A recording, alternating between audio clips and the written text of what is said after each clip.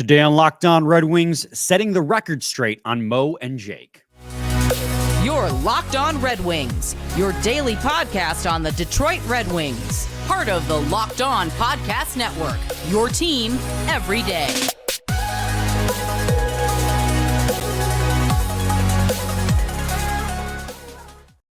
Welcome back to the Locked On Red Wings podcast. We are your hosts, Brian Fisher and Scotty Bentley. I'm a podcast producer for the Daily J, a WWJ News Radio podcast. Well, Scotty's a host over at Locked On Tigers, as well as a freelance journalist for the Detroit News. And today's episode is brought to you by Sleeper. Download the Sleeper app and use promo code LOCKEDONNHL to get up to $100 match on your first deposit.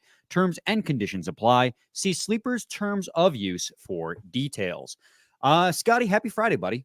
Happy Friday, man. Happy Friday. We were recording this early afternoon on Thursday, just so you guys know, in case any news breaks later in the day that we don't cover. There's your reason why. We just both had things to get to, so we are recording this early afternoon rather than in the evening like we normally would. But our conversation probably doesn't change that much, regardless of any roster moves that could possibly happen. The lead things off with Scotty, the Red Wings did practice today, Thursday, that being, for the first time in over a week. And when we talk a lot about this team's recent struggles, a lot of this team's recent struggles also have to do with just the injuries plus the schedule that they've been giving. Before the break, they had 3 games in 4 days. They had like 7 in 13. They were playing constantly and they were flying out same day and having to play the same day. Like even on when they would have days in between, that day would be spent flying to their location.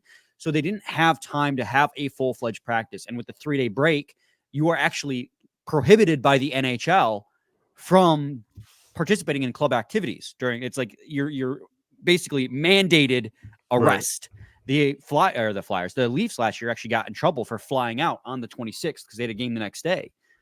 So this is their first practice in over a week, and it is much needed, and hopefully it can help right the ship on what has been a really troublesome stretch of hockey for this Red Wings team. And some guys got back on the ice too, which is nice to see.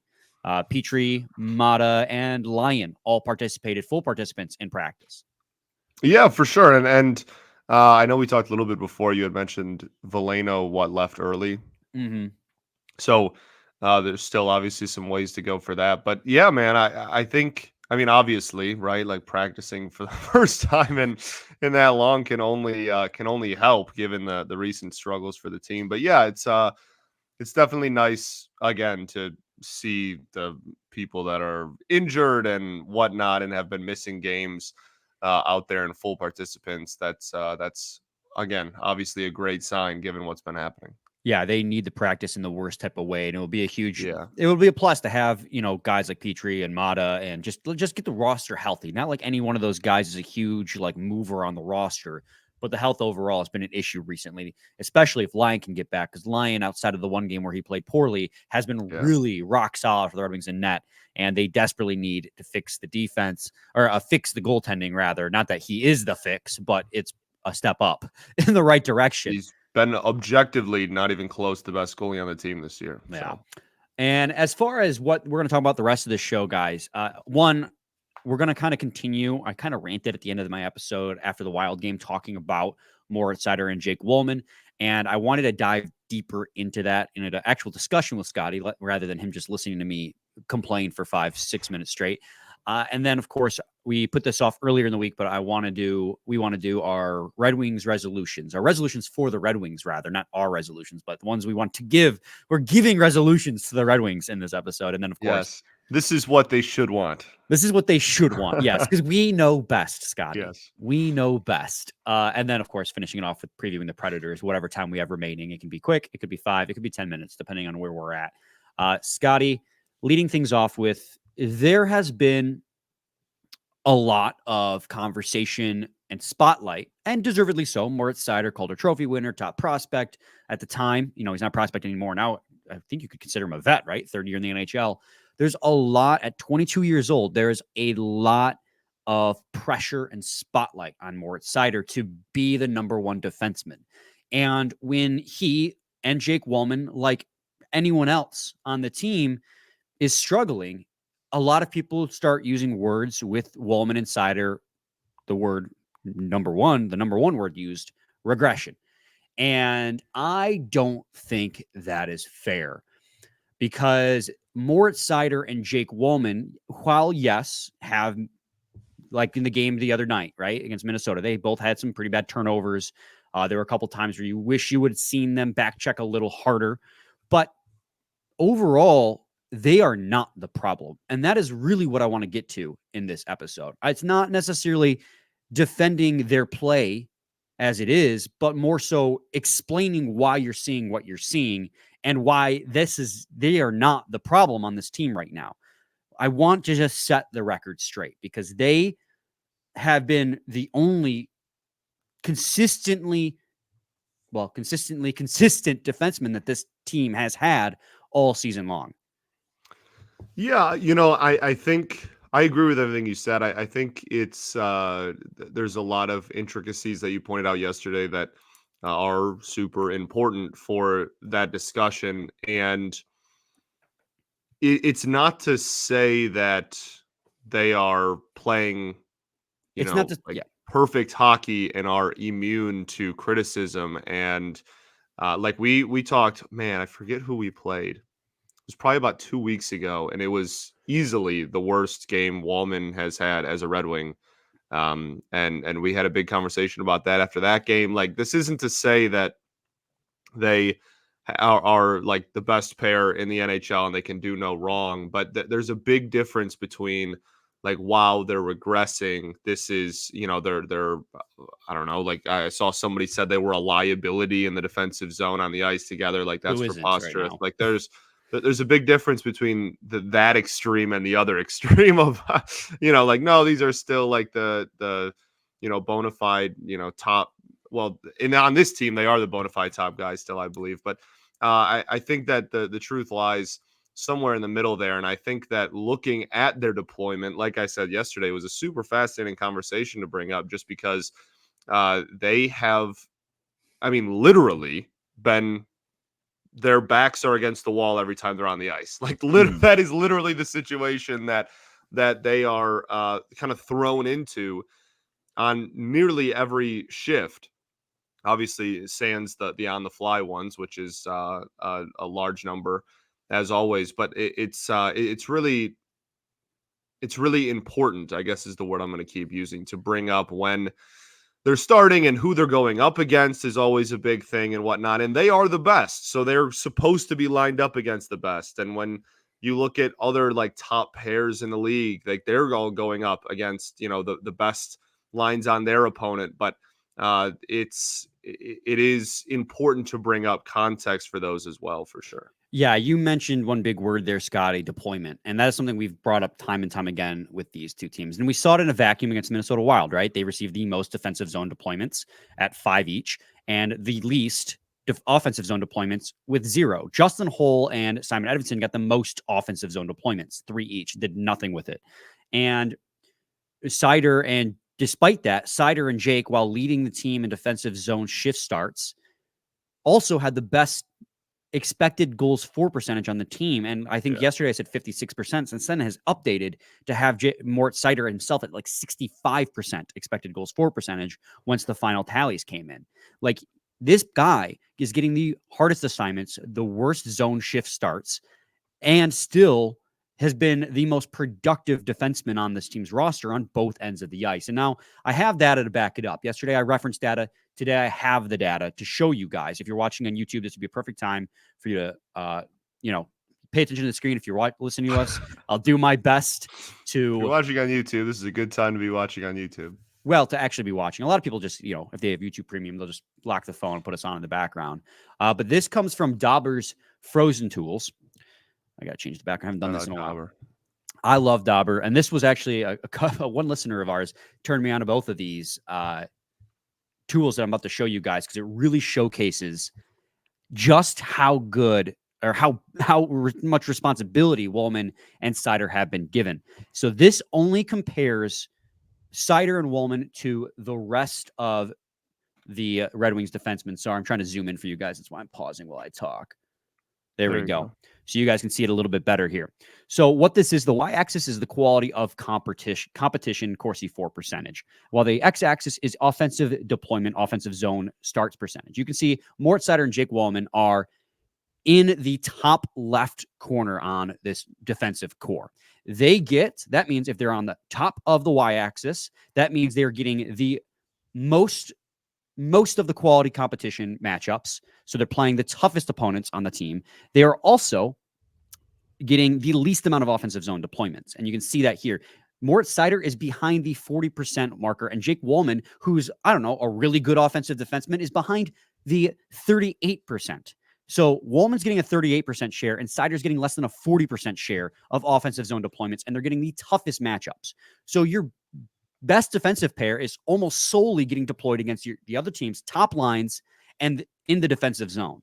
So yeah, it makes sense that you're going to see them make a lot more boneheaded moves than you're going to see guys like Ben Sherratt and Jeff Petrie, who are more towards the middle of the chart, than you're going to see anyone else make, because they're in the positions the most against the toughest opponents. So as well as if you look at the shade of their circles, right? Seider is blue, Jake Walman's a little on the orange. If you're blue, that means you're a relative positive to your teammates. So despite this quality of competition and the zone deployments that Moritz Seider is seeing, he is still providing more on the ice for his teammates than when he is off the ice. He's providing more shot attempts for than shot attempts against, despite this tough matchup relative to his teammates. And the bigger the circle is, means the more time on ice you're playing. You can see on the opposite side of this, Shane Gostisbehere, Olli Maatta getting over 50% offensive zone deployments and playing against the worst competition the other opponents have to offer. So when you're seeing Walman and Seider make these mistakes for the Red Wings, you have to understand the type of positions that they're solely, look how far into that top left quadrant that this pair is. They are solely getting the toughest matchups and solely getting defensive zone deployments. It's infuriating. Yeah, I think looking, you talked about where everybody is relative on the x-axis. I think everything on the y and just the quality of competition is just as fascinating, right? I mean, Seider is almost at 0.8, right? Like, he is so significantly head and shoulders above anybody else, right? Like, Walman's the next closest, obviously, and he's still under 0.6. Like, you're still talking about a pretty big gap there. Obviously, Petrie and Sherratt are next to each other because they're pretty much on the ice at the same time throughout the whole season. I also thought that and I know that this conversation is about Mo and Walman, but I think the ghost deployment is pretty fascinating here, right? Like, this is the reason why they're related in my head is, like, we are trying to highlight here that that pair, the Seider and Walman pair, and what the team could do differently to put them in better situations to succeed, whereas Ghost is getting, like, on a platter exactly what he needs to succeed. Yes. You know what I mean? Like, he is going up against pretty comfortably. I mean, the only person lower than him in quality of competition on the entire team is Olli Maatta, and Olli Maatta gets, scratched sometimes. So, he's pretty comfortably the lowest of the regulars. And then on top of that, he gets the most offensive zone starts or shifts on the entire blue line. Again, pretty comfortably. No one else is really close to him. He's at about 54. No one else is above 52, and only 3 people are above 50. So, it's just the strategy has the ability to put people in situations to succeed, and put, Ghost to, and it's, some of this is apples to oranges, right? Like, Seider and Walman are your best defensive pair. I get you can't just you can't have them be on the 54% for offensive zone deployment. Like, you have to have your top pair be your top pair, but a little bit of wiggle room there. The fact that they're both sub 40% is abysmal, in my opinion. You have that's wild. I feel like you're playing the game to lose if you're putting Moritz Seider and Jake Walman, who have a strong offensive zone upside, almost 60% of their starts in the defensive zone. Like, you have got to, especially when you're down, you have got to give them offensive zone. Over 60. Yeah, it's crazy. We're way overdue for a break. So we're going to take a quick one. When we come back, gosh, we haven't taken a break yet. I want to compare their pair to the rest of the league. So it gets even better when you look at the rest of the league. So stay tuned to that on Locked On Red Wings. Got to talk to you guys today about AG1.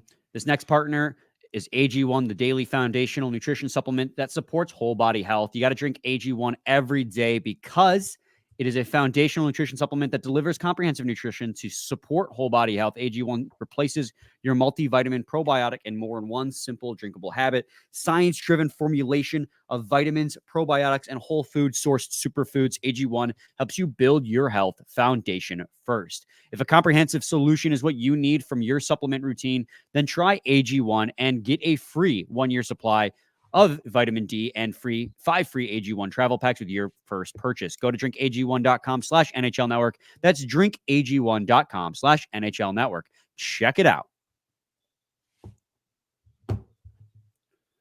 Segment 2, a very late segment 2, Locked On Red Wings podcast. And I kept this as our display because we were going to quickly transition. Now we're going to Puck IQ. And I'm going to show you the quality of competition that the Red Wings, or that Moritz, Seider, and Jake Walman get compared to the rest of the defensemen in the NHL. And if you're on social media, you probably saw this the other day, and it was pretty shocking to say the least. So what you're going to see here, to just give you a quick breakdown of what you're looking at. So the y-axis here is the time on ice percentage elite minus the time on ice percentage grit. And grit is Puck IQ's nice way of saying the fourth liners in the NHL. And then the x-axis is the dangerous Fenwick percentage. That's essentially, from what I understood looking it up, is expected goals for, but not counting unblocked shots. It's the expected goals for of Fenwick.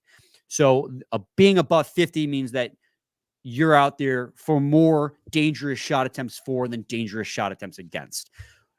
This is every defenseman in the NHL, Scotty, this season with 300 Can you zoom in even more?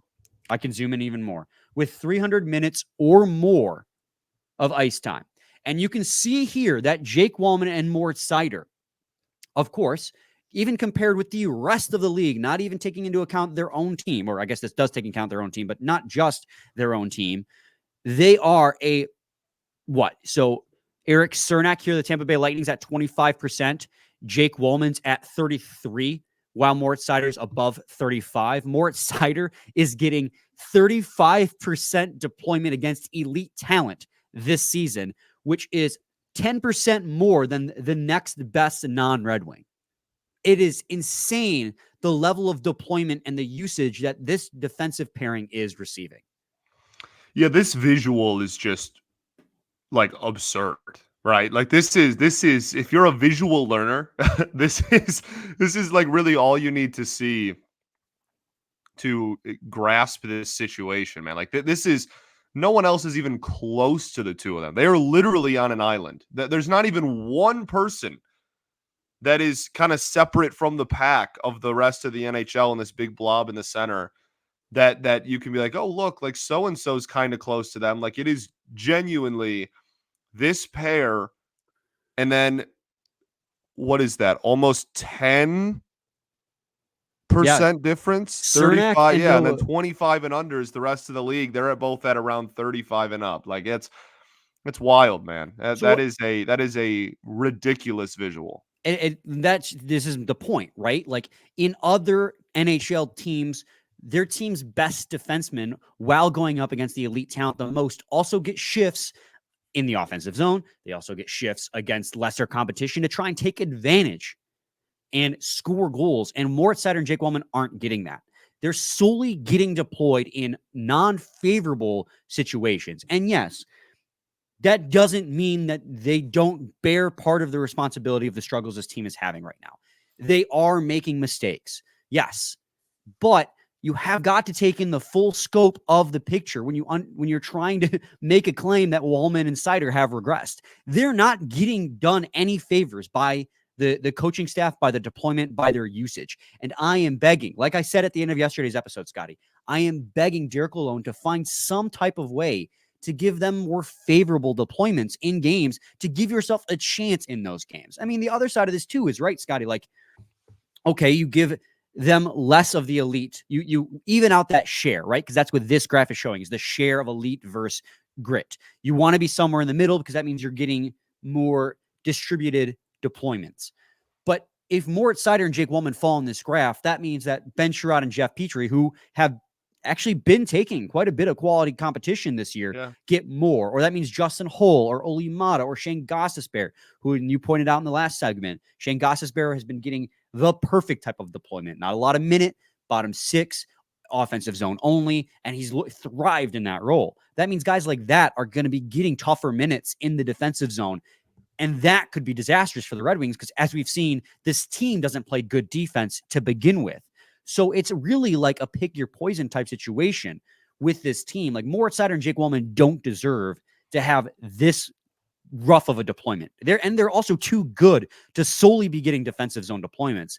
But also, if you start taking those minutes away from them, you start giving them to other defensemen on this team. And this is where the problem is while the defensemen are better on paper this year, the team's scheme as a whole isn't working, and they're looking towards Seider and Walman as a crutch to try and even things out for a scheme that just isn't working right now.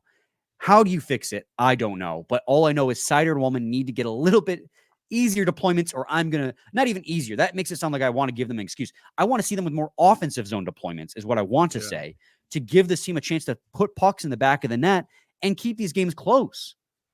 Yeah, man, absolutely. And we, again, I mean, this is a conversation, we're back to square one with the conversation about how much of this falls on coaching and whatnot that we had yesterday. So, yeah. And I mean, people are going to see this and see that they're so heavily on the, below 50%, 46% for Seider and 44% for Walman and the dangerous Fenwick across the season. But the entire team is like, this team at 5-on-5 has been rough all year long.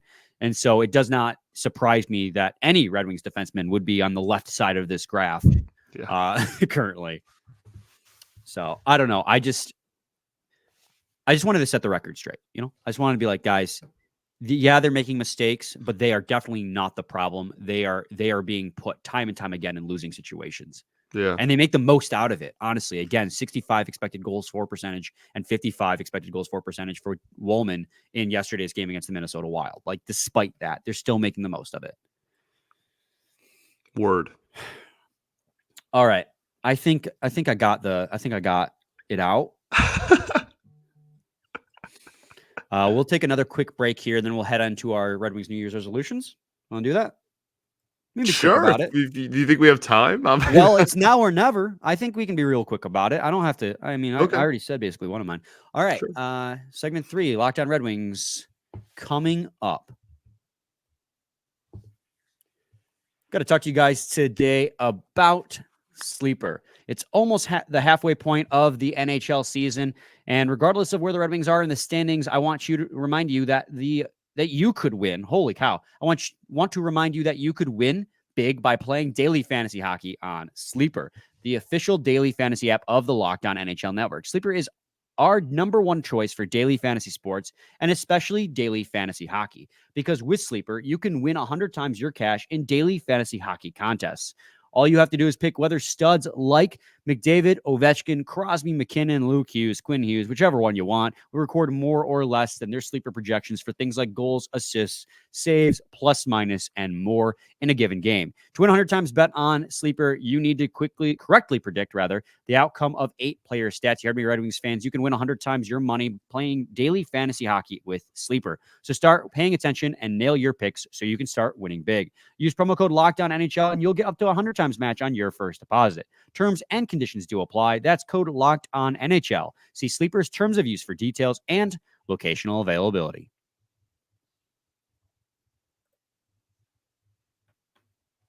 Segment 3, Locked On Red Wings podcast. Scotty, New Year's resolutions real quick before we end the episode. I kind of already said mine And before I just reiterate that, go ahead and give your New Year's resolution, buddy. Are you just gonna do the hope that Seider and Walman are deployed in the offensive zone more?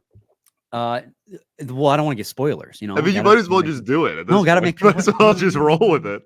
Yeah, I mean that is my New Year's resolution. I actually had written down a few other ones, but like after the game the other night, I was like, yeah, this has got to be it because it's egregious. And I gave my whole spiel, but my New Year's resolution for the Detroit Red Wings this new year is to put Walman and Seider in the offensive zone a little bit more. Nice. Respect.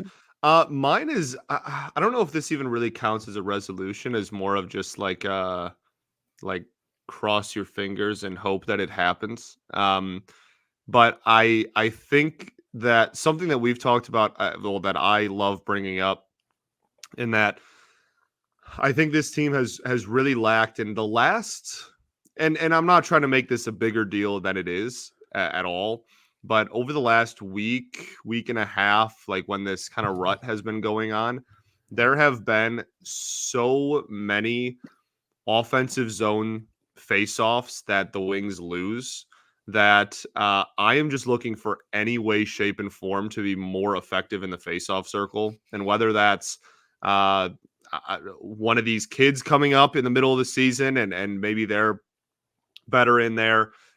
Maybe it's some sort of trade deadline acquisition, but I mean, at this point, we need to make sure that we're even going to be buyers at the deadline. You know what I mean? Like there's a few different ways to attack it, and I don't know if I have like the exact way to improve on it, but it's just, it really bothers me a lot. Like and especially when you're on the power play, like there you go, boom, that's 20 seconds shaved off the power play because you couldn't win a face off. Like, and it's something that over the last several seasons has been a big issue. I know that I love bringing it up all the time. It's like my favorite stat in the world, but I just, and they're not like 32nd in the league anymore, right? Like they've improved from where they were a few years ago when it was just they didn't win a single face-off ever. But I still think like in big moments when you're like, oh, okay, like we're starting in the offensive zone, or we really need a face-off win here, they lose it every single time, and it just really bothers me. So I think any way to try to improve that, I don't lineup shake up. I think you kind of know what you have at the NHL level, but there's other ways to kind of improve upon that too. Yeah, I mean, my what I was going to end up saying before this Jake Walman, Moritz Seider thing, reached a boiling point with me. I was going to say, stop being so conservative when you get a lead, because this league, especially this year, is not a league where you can just sit on, a 3-0 lead, a 3-1 lead. Like this team has got to remain assertive and aggressive. So especially with this team, like this team is not built to be able to sustain conservative hockey. They're not that good defensively. They struggle in that. So they've got to continue to be aggressive when they have a lead. And that was what my New Year's resolution was going to be. So that was my backup. But there you have it, right? Did you have any other ones that your honorable mentions? It's really easy. Like it's very easy to just point at all the stuff we've been complaining about for the last week. Right. And like the resolution has to be something that they can actually effectively change, right? Like right. You can't something say, get healthy. Like I can just be like, hey, be better in net. Like, hey, play better defense, like don't blow so many leads. I guess that's kind of like what you just alluded to there. But yeah, I think again, I like yours. I think the conversation we had today kind of highlights that pretty well. Mm-hmm.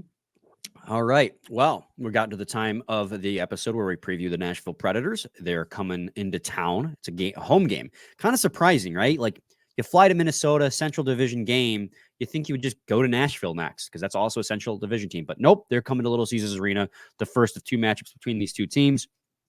And the Nashville Predators are playing pretty good hockey. They're 19-16-0. They're fourth in the Central Division. This is a team that, I am honestly kind of surprised that they're playing this well. I mean, I thought they would be coming down off of their window, their Stanley Cup window that they didn't accomplish, but they're playing pretty good right now. Philip Forsberg's got 38 points in 35 games.